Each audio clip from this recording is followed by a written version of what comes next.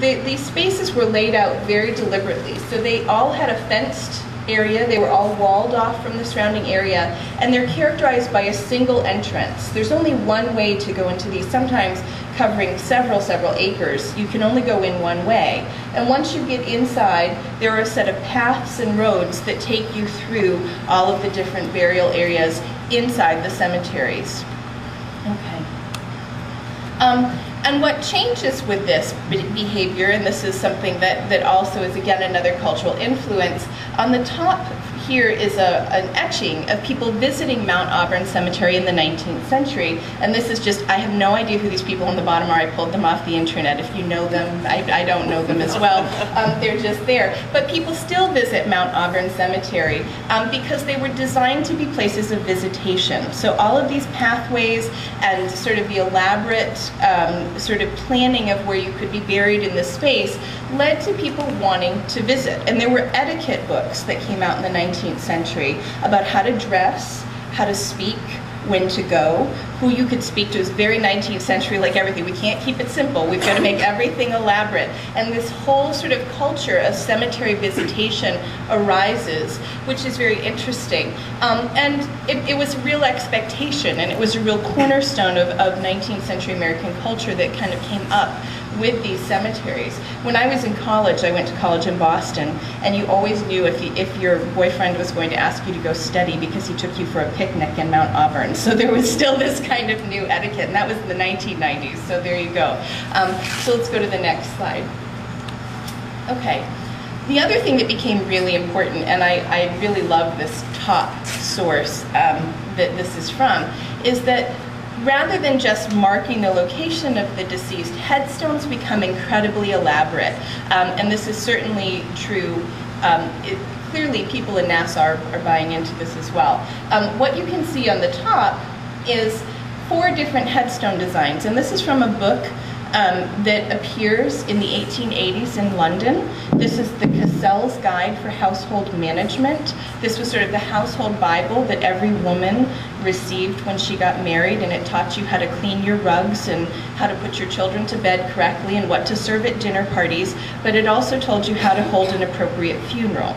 And one of the things that it does is it gives you the cost of a 5, 10, 15, 20, and 25-pound funeral, and what each of these categories can buy for you. So, you know, the social pressure, anybody could see your funeral procession, look in Gazelles and figure out how much you paid, I guess. But it also sort of told you which of these different types of commemorative monuments would be the most appropriate depending on the message that you would like to send about your deceased loved one. So this becomes elaborate in other sorts of ways. And the bottom is simply an example from Mount Auburn in Massachusetts, where you can see it's on both sides of the Atlantic at this point, where this is very popular.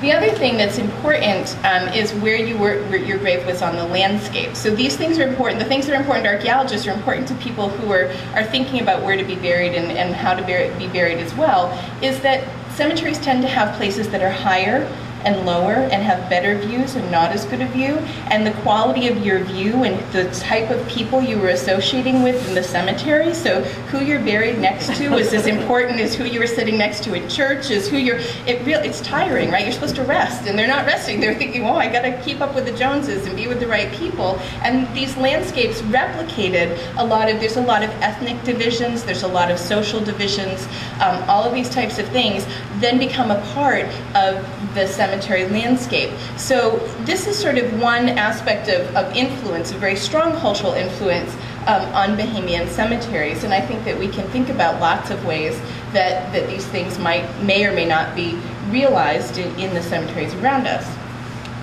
Now, of course, that's not the only cultural influence that we have on cemeteries in the Bahamas. And a lot of work that's been done on African traditions in cemeteries have been done throughout the diaspora.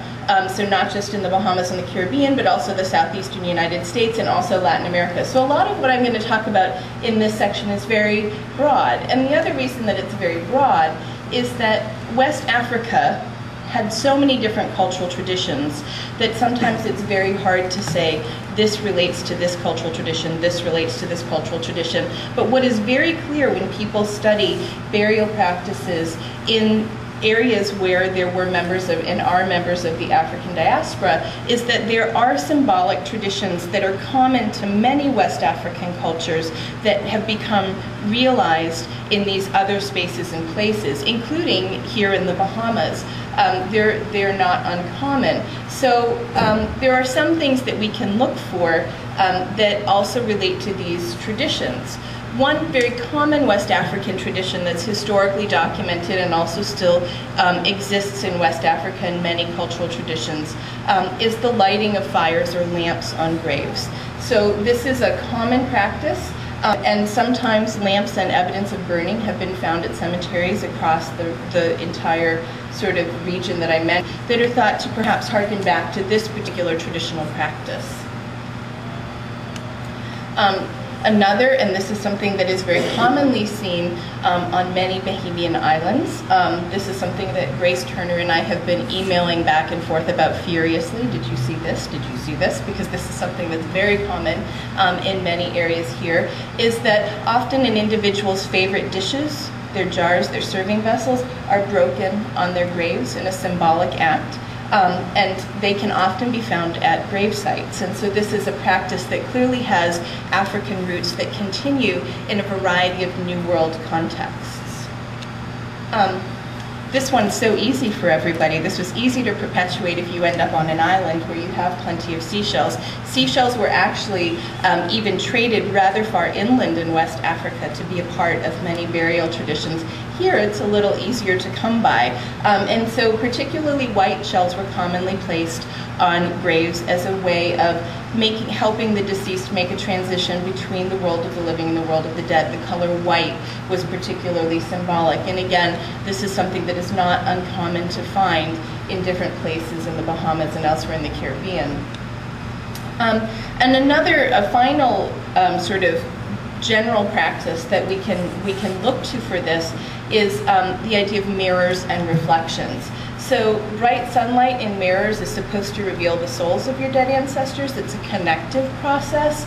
In the absence of mirrors, and this is something that is often reported in historical documents and other people have mentioned to me they've seen in different places, is that aluminum foil is placed in jars to create that reflective quality. So it's the mimicking of a mirror when no mirrors are actually present. So this is another sort of tradition. And so when we look at cemeteries in the Bahamas and elsewhere, we have these two different types of cultural traditions that we can hope to see or look to. This is kind of the context for doing this archaeological study. And so Michael is going to talk a little bit about, because he put a lot of hard work into this, the cemeteries that we saw and analyzed on San Salvador. And I don't know, how many of you have been to San Salvador, just out of curiosity? Okay, so we better get our story straight. No, that's good. That'll help if some of you have seen some of these cemeteries. So it's about half.